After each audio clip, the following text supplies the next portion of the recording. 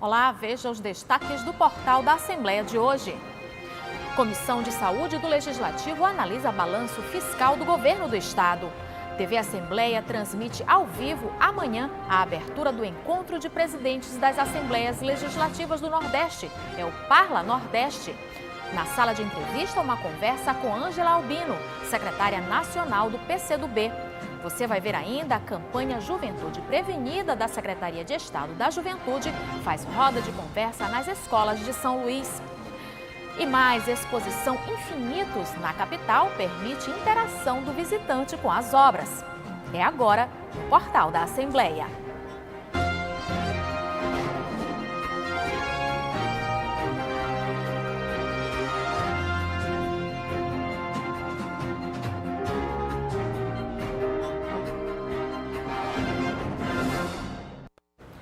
Deputados estaduais da Comissão de Saúde da Assembleia Legislativa do Maranhão realizaram uma audiência pública para analisar o último quadrimestre de 2018, referente ao balanço fiscal do governo do estado.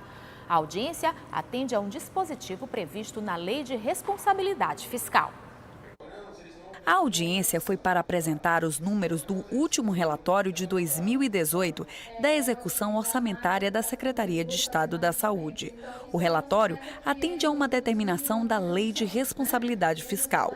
O vice-presidente da Comissão de Saúde na Assembleia, deputado Dr. Iglesio, conduziu os trabalhos. Uma pauta proveitosa discutida hoje, foi apresentado o relatório do terceiro quadrimestre de 2018. Tiramos aqui realmente as dúvidas referentes à execução orçamentária. Fica claro o compromisso aí da Secretaria de Saúde de arcar com seus compromissos com o sistema, né, compromissos financeiros também, e destacamos a responsabilidade da Secretaria na execução orçamentária. Durante a reunião, a secretária adjunta de Finanças da Secretaria de Estado da Saúde, Aline do Ailib Barros, respondeu aos questionamentos dos deputados. Um dos destaques da audiência foi o levantamento de números totais, que aponta o aumento no percentual de investimentos no sistema de saúde estadual, de 12,85% para 14,36%. Significa que o Estado vem ampliando o investimento na área da saúde. Se a gente for pegar um histórico do primeiro quadrimestre para o último quadrimestre, a gente sai de um percentual em aplicação de 12% para 14,36%, né? E o mínimo legal, como todos sabem, é 12%. Isso, em termos de valores, a gente sai de uma despesa na ordem de quase 500 milhões para 1,8 bilhões, né, investidos na área da saúde. O deputado Adriano, que integra a Comissão de Saúde, ouviu as explicações e ponderou. Falou da importância de continuar debatendo o assunto, especialmente no que diz respeito às pendências financeiras na área da saúde do estado. Foi dito aqui que o governo tem um déficit de 30 milhões por mês, um custo de 155 milhões. Então, é um caso sério, precisa ser mais debatido nesta casa.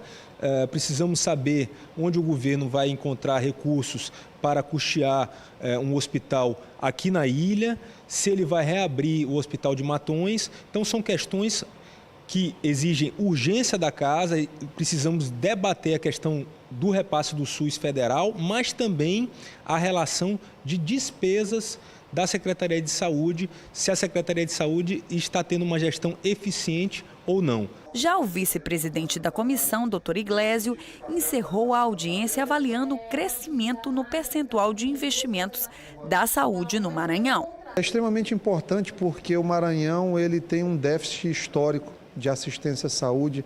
A gente sabe da dificuldade que as pessoas têm no interior para fazer um tratamento especializado. O governo do Maranhão, através dessa política de construção e funcionamento dos hospitais macro-regionais, tem melhorado o acesso a essas ações de média e alta complexidade. Então, tem sido um grande serviço pelo povo.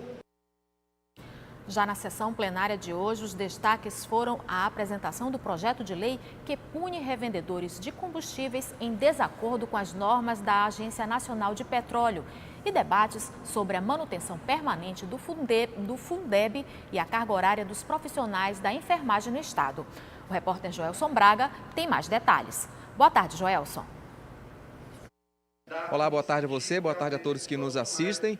E na sessão desta quinta-feira, a última da semana, durante o pequeno expediente, o deputado Carlinhos Florencio anunciou um projeto de lei que trata sobre punição para quem revende combustíveis fora das normas da ANP. Eu conversei com o parlamentar. Esse nosso projeto visa exatamente regulamentar isso, porque os órgãos de consumidores hoje trabalham, a gente sabe do trabalho que principalmente aqui no Maranhão tem sido feito um trabalho muito bom nesse sentido, mas ainda assim não tem coibido de que os proprietários continuem fazendo isso. Tanto é que a ANP, no seu relatório de 2008, bota o Maranhão como o nono com mais fraude em bombas de combustível.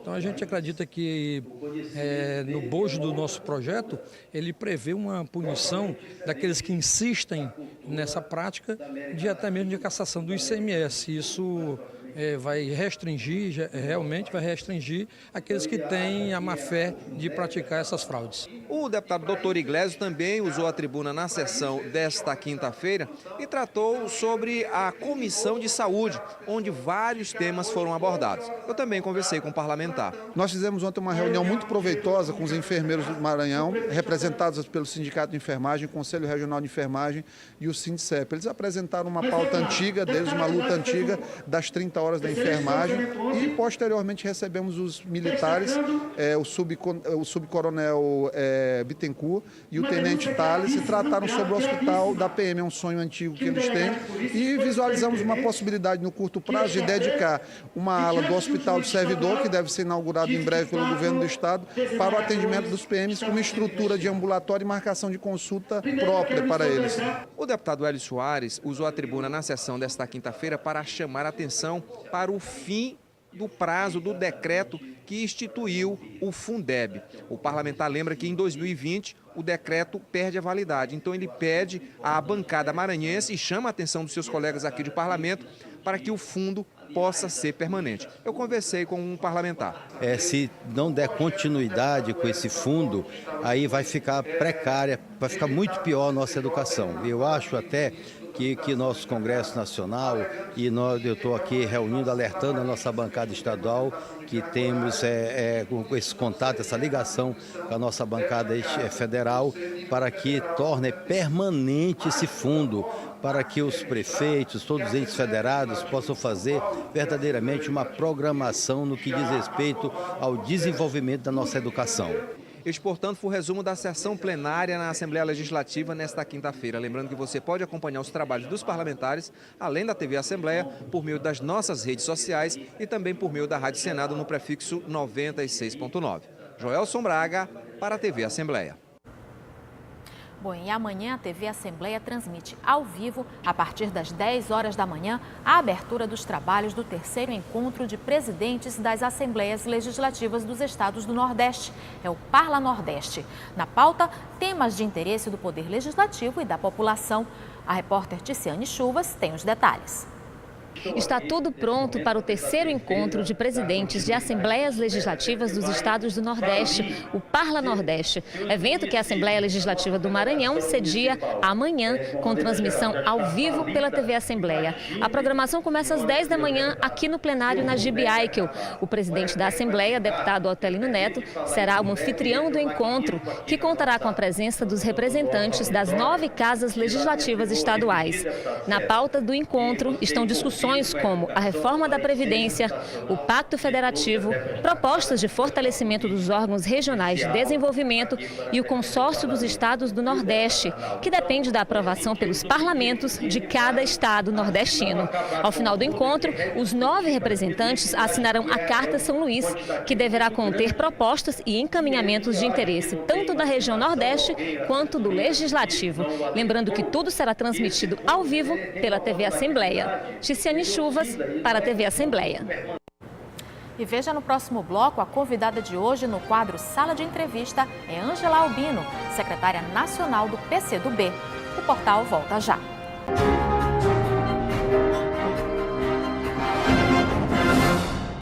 Ângela Albino, secretária nacional do PCdoB, é a convidada de hoje do quadro Sala de Entrevista.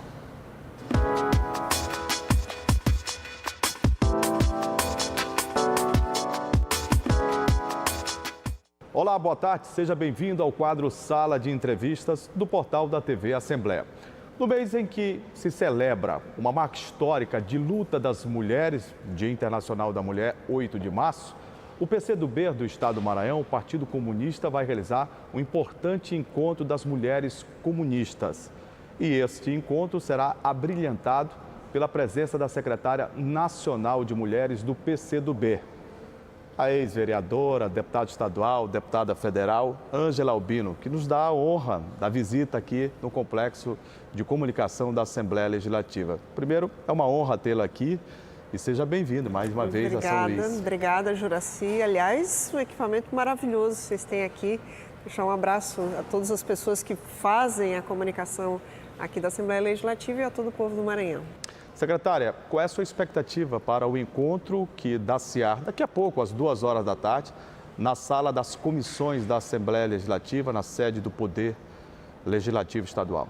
Nós vamos fazer uma série de atividades aqui que passa por esse encontro. À noite tem o encontro das mulheres de partidos políticos, mais amplo, portanto, para além do nosso partido. Mas eu tenho um xodó muito especial pelo que está vivenciando o Maranhão no enfrentamento da violência contra as mulheres. Eu venho de um estado do sul do Brasil, onde aumentou 68% o índice de feminicídio, e aqui no Maranhão a gente reduziu pela metade. Então, tem muito a aprender aqui, o Brasil inteiro, em vários campos, mas particularmente no enfrentamento da violência contra as mulheres, né? Essa disposição que houve aqui no Maranhão de manter a Casa da Mulher Brasileira aberta, que é um espaço importante para as mulheres vítimas de violência. Então, é natural que a gente se encontre aqui para compartilhar experiências, mas também para beber desse resultado muito positivo que o Maranhão vive no enfrentamento das mulheres, que tem muito para fazer, mas que também tem feito muito. Como é que a senhora tem visto, a nível de Brasil, a violência contra a mulher? Nós vivemos, Juraci, um ambiente hoje no Brasil de muita intolerância, né? E de uma grande instabilidade política e econômica. E esses 3 cenários, eles se conjugam para deixar ainda mais vulnerável a condição das mulheres. No campo econômico, aumentou o nível de informalidade do trabalho feminino, né? As mulheres são a imensa maioria, por exemplo, do trabalho doméstico, e esse trabalho em especial aumentou o nível de pessoas que não têm carteira assinada e não têm qualquer direito. E no campo da instabilidade política e também nesse retrocesso na discussão de costumes, tem atingido brutalmente as mulheres, né?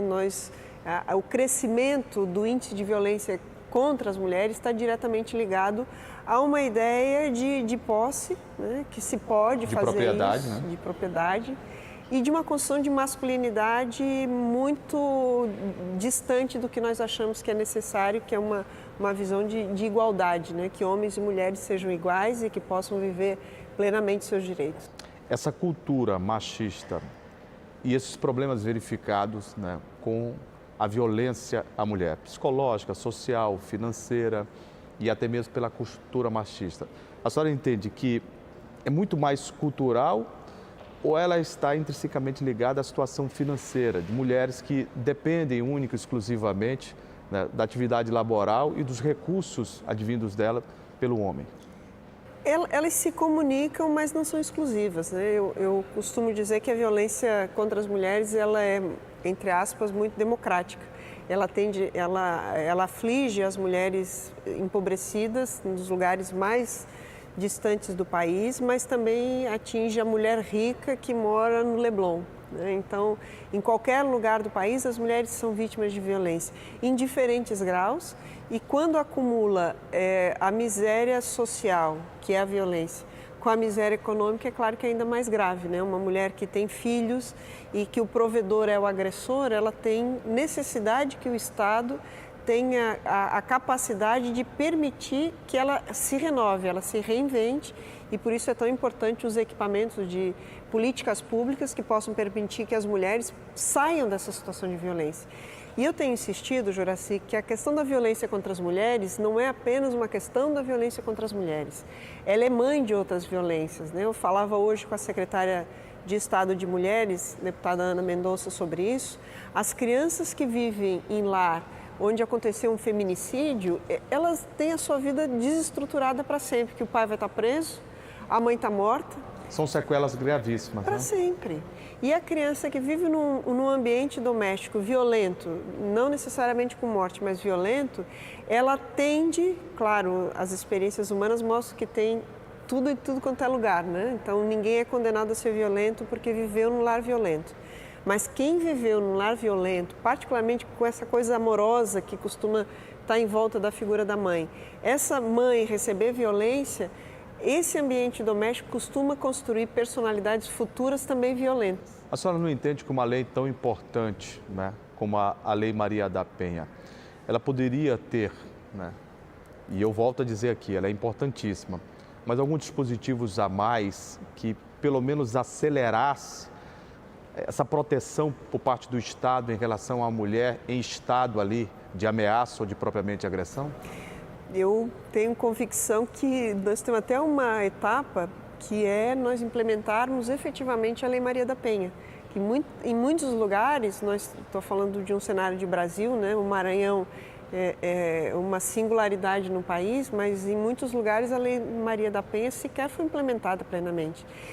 O que mostra a Lei Maria da Penha é que dispositivos legais que demonstram uma vontade política de superar a violência, eles contribuem para isso. A Assembleia Legislativa aqui do Maranhão deu um belo exemplo essa semana, proibindo contratações com pessoas com histórico de violência doméstica. O Rio de Janeiro aprovou há poucos dias... Contratações e nomeações. Contratações e nomeações. E nomeações também. Né? Quer dizer, ninguém que tem um histórico de violência contra a mulher vai poder trabalhar, né? Isso ajuda a criar um novo caldo cultural que constrange a pessoa que podia achar que agredir uma mulher é um problema doméstico do casal. Supondo um colega aqui, né, que vê essa lei sendo implementada, ele diz, opa, também vou criar problema no trabalho. Isso tudo vai criando um caldo cultural positivo para a superação da violência. Então, é um processo cultural, como tu disse, é um processo econômico, porque mulheres empobrecidas sofrem mais violência, mas também tem um papel ativo das casas legislativas no país inteiro de fomentar, através de novas leis e do cumprimento das leis que já tem, um novo cenário para que as mulheres não sejam vítimas de violência apenas por serem mulheres. Eu acho também, secretária, eu queria saber da sua opinião, que perpassa, né, por um trabalho de base, até mesmo das escolas, ali nos primeiros momentos do maternal, onde está a criança, sexo masculino, feminino, e aí você acaba dividindo brinquedo A para masculino, brinquedo B para feminino, atividades A para masculino, atividades B para feminino, e aí você começa a estabelecer ali algumas separações, né, sociais que lá na frente elas terão desdobramentos que podem ser verificados num caso de agressão, num caso de machismo, né? Eu acho que perpassa também por esse trabalho também escolar, né? A gente, no Movimento de Mulheres, a gente tem usado a expressão que é a construção da masculinidade. Como é que esses meninos se referenciam em ser o masculino? Nesse momento que o Brasil está discutindo tornar mais acessível o porte e a posse de armas, a construção da masculinidade está ligada a isso? No nosso imaginário, um homem é mais homem porque tem uma arma. Quem é que vai sofrer essa violência com mais armas nas ruas, né? Quem vai morrer mais? As mulheres vão morrer mais, né? A construção da masculinidade, em muitos lugares, é incentivada como uma reafirmação de um perfil violento. Por que meninos não podem brincar de boneca, que é um ensaio de ser pai, que é um ensaio de ser mãe, né? Eu fui mãe... Tenho filho já de 30 anos, né, e um de 27. E quando eu fui mãe, havia uma nova paternidade que é eu vou ajudar. Que é assim, quando a criança estava com 15 dias, pegava no colo a primeira vez. Né? Eu vou ajudar, vou trocar uma fralda. E hoje é uma construção de uma nova masculinidade, de uma paternidade mais ativa, mais amorosa, mais presente e de não ajudar. Mas de ser uma tarefa dos dois, né? Isso ajuda a construir um novo masculino mais fraterno e mais atento a não cometer violência contra as mulheres. O que a senhora espera dos dois eventos, os quais a senhora vai participar na Assembleia Legislativa, um na sala das comissões, o outro no auditório Neiva Moreira, no Parlamento Estadual? Que contribuição, pode sair uma carta em relação a esse encontro, uma proposta de política pública, de um debate mais aprofundado em relação a esse momento? A gente quer muito, Juraci, passar pela discussão de ampliar a participação política de mulheres. Nós somos a maioria dos que estão na fila dos postos de saúde, nós somos quem perde o emprego quando não tem creche. A maioria dos votantes? A maioria das votantes. Então, quando a política pública não se realiza, as mulheres são as mais prejudicadas. Por isso que quando a gente diz mais mulheres nos parlamentos, aqui na nossa Assembleia, por exemplo, né, nós tivemos uma única deputada mulher reeleita aqui no Parlamento Estadual do Maranhão, mostra o quanto ainda a participação política das mulheres está aquém da contribuição que a gente quer dar. Mas em contrapartida, a mesa diretora, que dirige os trabalhos da casa, é formada majoritariamente por mulheres. Que coisa boa, né? Isso outro é um marco, exemplo que o Maranhão está dando, né?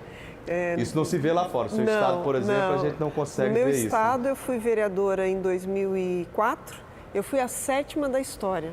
Então, a 7ª de Santa Catarina. A 7ª da história da capital, né? Quando fui vereadora. E depois de mim só teve uma. Então, em quase 300 anos da capital de Santa Catarina, teve 8 mulheres. Vejam só. Vocês vejam o tamanho da subrepresentação. E isso se reflete na discussão de política pública. Por isso, os eventos de hoje são importantes para nós, mulheres, sabermos que a gente pode se inspirar mutuamente, pode se ajudar mutuamente, pode inspirar outras mulheres a participar da vida política, para olhar para 2020 e ter mais mulheres no poder, para ter mais gente pensando nas nossas crianças, pensando no ambiente mais saudável e pensando no futuro mais justo e mais fraterno. E mulher faz bem em todos os segmentos da sociedade. Né? A pluralidade sempre é boa, né? Um lugar que só tem homem é ruim, um lugar que só tem mulher é ruim. Vamos botar misturado que vai ficar muito bom. Gente, eu conversei aqui de maneira muito prazerosa com a secretária nacional de mulheres do PCdoB, o Partido Comunista do Brasil, que está em São Luís para participar de 2 eventos relevantes na Assembleia Legislativa do Estado do Maranhão, nesta quinta-feira. E para nós, né, fica a satisfação, né, e já o pedido para que a senhora volte em outras oportunidades, para a gente bater um papo tão agradável como esse e falar de política pública, falar de sociedade, falar de mulher, mas falar dessa pluralidade que a senhora citou ainda há pouco, sobretudo. Vou adorar a tua disposição, sou apaixonada pelo estado de vocês, adoro tal arroz de cuchá que não tem como comer fora aqui. Então, claro, vai ser sempre um prazer estar aqui, ainda mais no estado que tem dado tanto exemplo da possibilidade de desenvolvimento econômico e de respeito às mulheres num momento tão difícil do país. Muito obrigado. Obrigada. Eu fico por aqui com o quadro Sala de Entrevista, estarei de volta em uma outra oportunidade. A seguir, convido a todos a ficarem ligados, porque as principais notícias do nosso estado estão de volta no portal da TV Assembleia. É bom ficar ligado.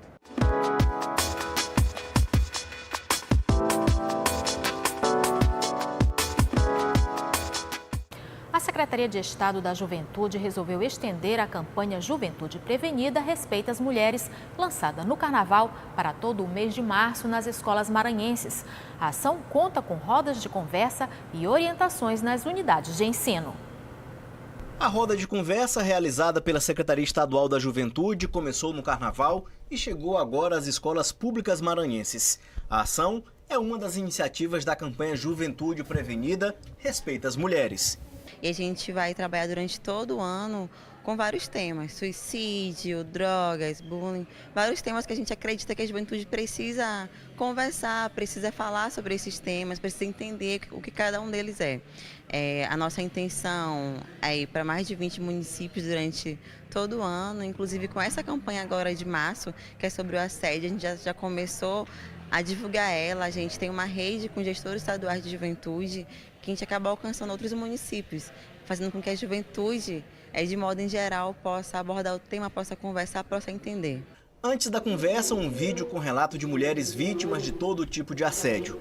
Um tema que era pouco trabalhado nas escolas, mas que foi bem recebido pelos estudantes do Centro Educacional Dorilene Silva Castro, que fica na Vila Conceição, no bairro Coroadinho, em São Luís. É uma coisa terrível, porque são momentos que a gente nem está esperando.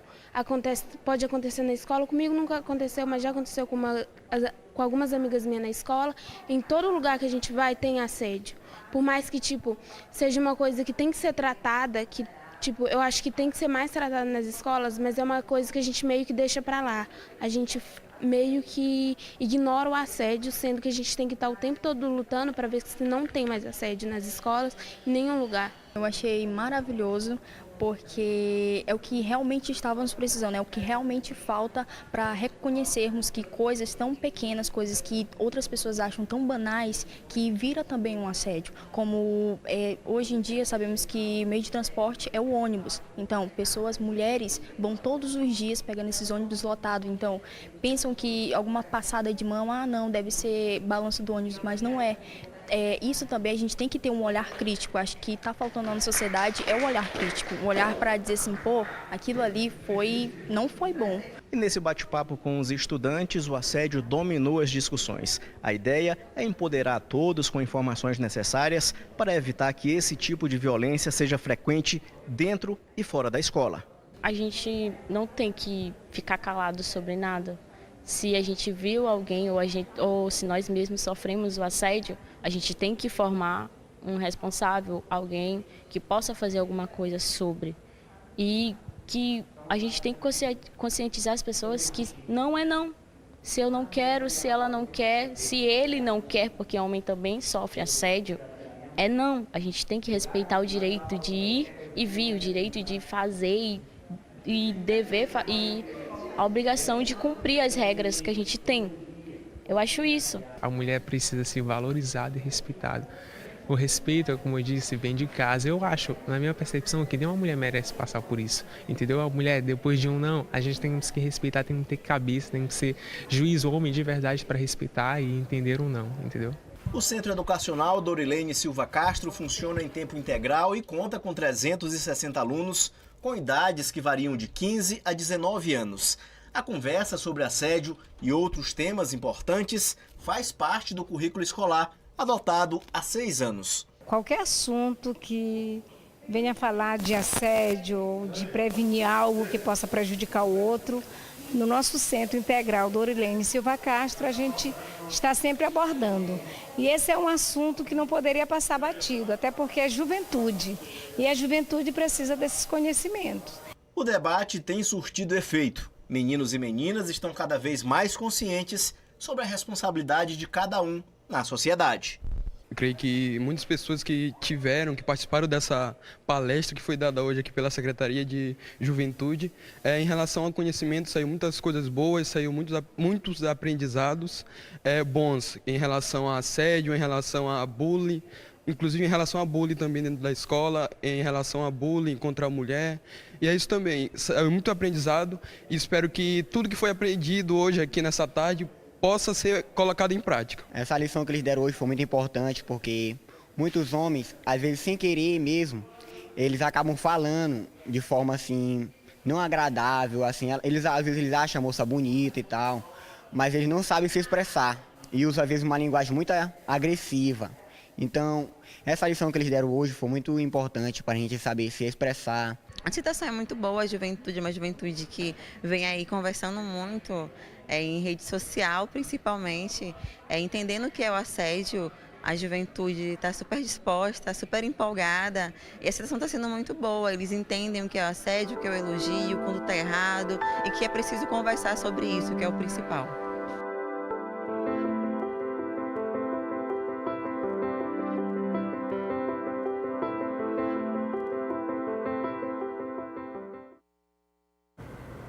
Está em cartaz no Centro Cultural Vale a exposição interativa Infinitos.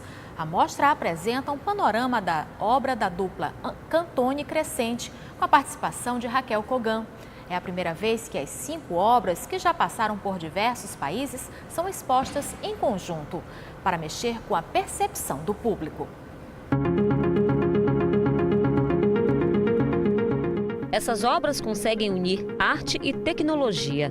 São 5 trabalhos que apresentam um panorama da dupla brasileira Cantone Crescente, com participação de Raquel Kogan na exposição Infinitos. A gente reuniu pela primeira vez as 5 obras, elas nunca foram expostas juntas, né? São obras que já passaram por diversos países mas a gente fez uma proposta para os artistas de reunir algumas obras especificamente que escolhemos, e ao colocar todas juntas no mesmo espaço surgiram algumas conexões entre elas, né? Uma possibilidade de perceber coisas diferentes ao ver essas obras juntas, e uma dessas possibilidades é a ideia de infinito, que elas exploram de maneiras diferentes. As obras já passaram por diversos países da Europa e da Ásia, mas em São Luís é a primeira vez que estão juntas, criando novas relações e efeitos que mexem com a percepção do público.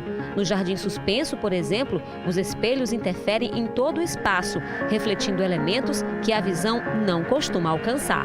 O que me chamou mais atenção foi o Jardim Suspenso, porque ele nos mostra algo que a gente jamais imaginaria vê-lo. Achou bonito? Muito lindo, interessantíssimo.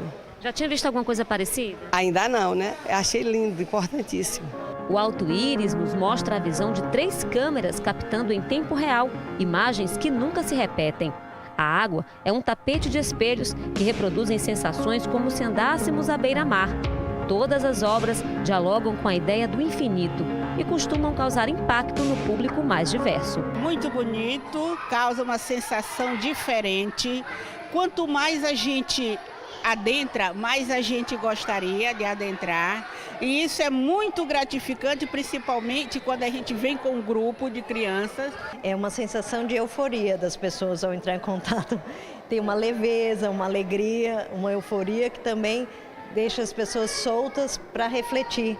E para cada um surge um tipo de ideia e disso desdobra em outras coisas. A percepção é muito alterada quando você está imerso em uma obra. Então, essa é a importância maior de estar em contato. Então, trazer essa experiência para o Maranhão, acho que é bastante importante. A exposição fica aberta até o dia 27 de julho e pode ser visitada de terça a sábado, das 10 da manhã às 7 da noite, no Centro Cultural Vale Maranhão.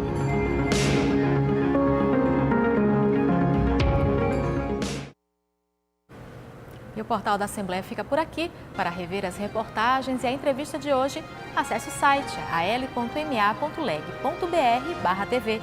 Uma boa tarde para você e até amanhã.